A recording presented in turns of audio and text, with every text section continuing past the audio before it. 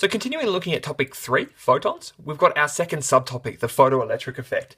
Now this is another experiment that shows how light can act as particles, or photons as we've been calling them. Okay, so we've got just a regular circuit here. We've got an ammeter there to measure the current, we've got a power source, and we've got a wire that goes around. Now, it is just a regular circuit, plus we've got this thing here. Now the circle represents us zooming in, and we call this a photoelectric cell. Okay, so our electrons can't currently flow through this circuit because there's a gap here. Now this gap doesn't allow electrons to flow through, but we can get them to flow through using our photons. So, at the moment, nothing is going to happen here, okay? Even though there's a power source. What we're going to do though is expose this photoelectric cell to some electromagnetic radiation.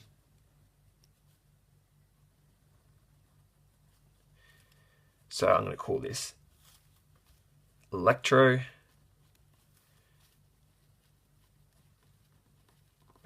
radiation. Now I want you to take down this diagram in your book as well as a couple of notes in a moment. Okay, so we've got this circuit and now we've got some electromagnetic radiation there.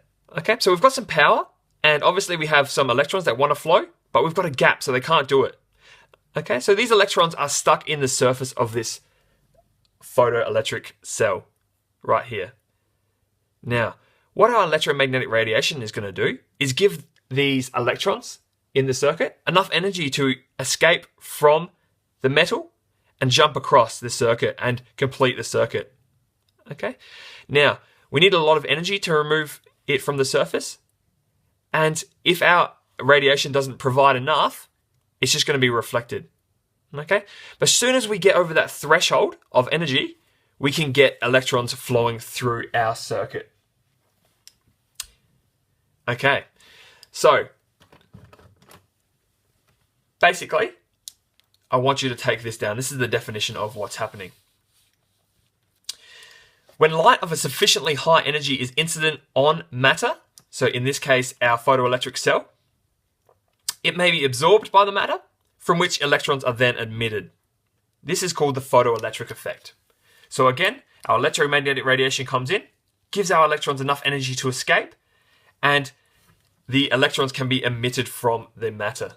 Now, if the radiation isn't high enough incident energy or frequency, because we remember that E equals HF. Okay, so if the frequency isn't high enough, the energy isn't high enough, it's just going to be reflected. But if it is high enough, we can emit some electrons and get our circuit going. Okay, so I want you to take this down. This is a really important effect in physics, and another way that shows that our light acts as a particle. So the next thing we're going to do is have a look at this photoelectric effect graphically.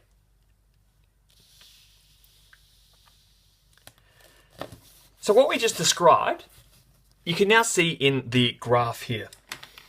Okay, so our Kmax, our y-axis, that's going to be the maximum kinetic energy of the emitted electrons. Okay, the electrons that are emitted from our photoelectric cell. Okay, we've got a couple of things here. We've got a blue line and a red line. Now this represents two different metals, and our different metals are going to have different properties.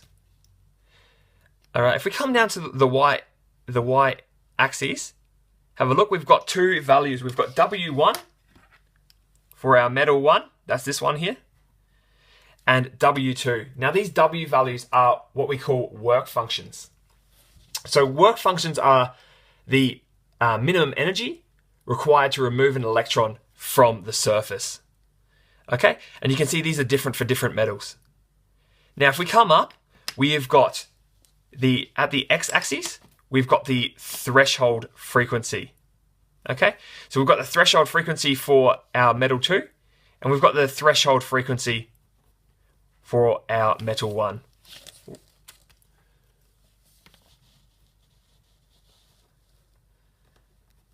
Okay, and these values are also different.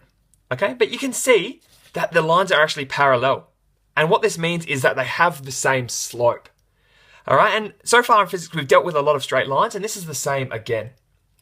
Okay, and just quickly, our x-axis, that's the incident light, the frequency of our incident light. Now, the frequency of our incident light is also known as color. Okay, so I've just put that in the underneath there. So there's three key features from this graph that I want you to take note of.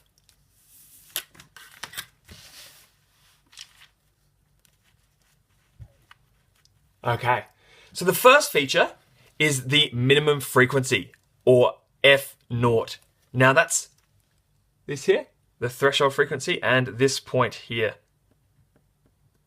Okay, F naught, and we'll call that 1 because that's metal 1.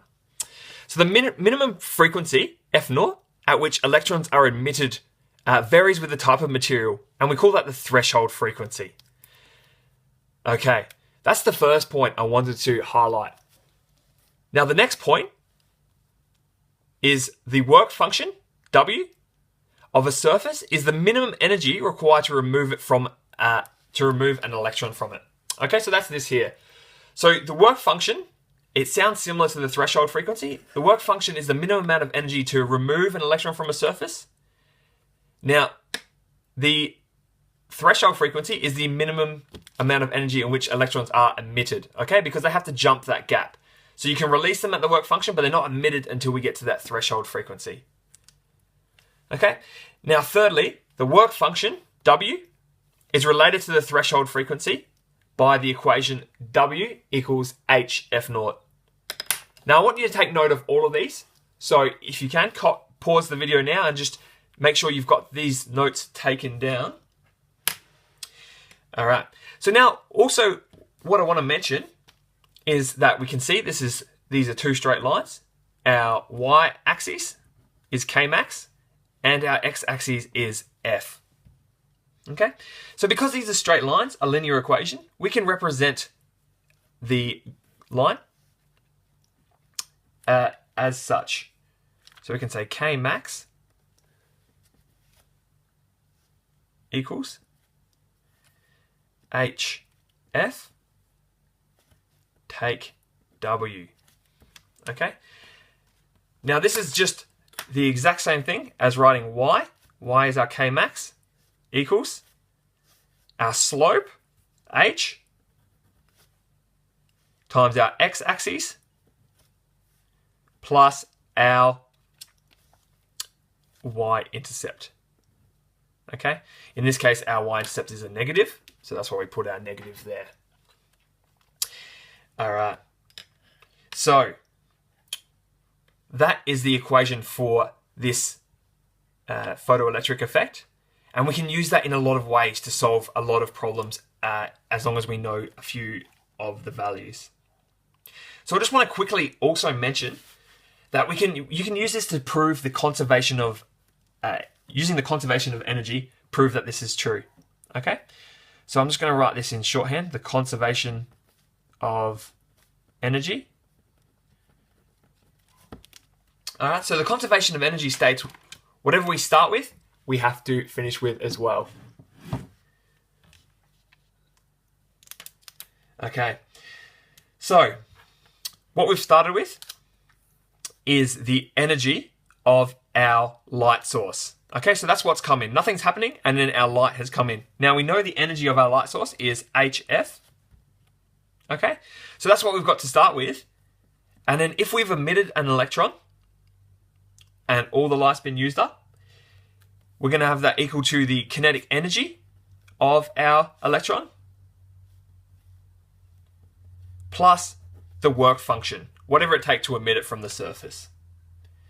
Okay, so if I just put underneath there, this is the energy of the light, and that's going to equal the energy of the electron plus the work function. All right, so our initial equals our final, and therefore we have conservation of energy. Thank you.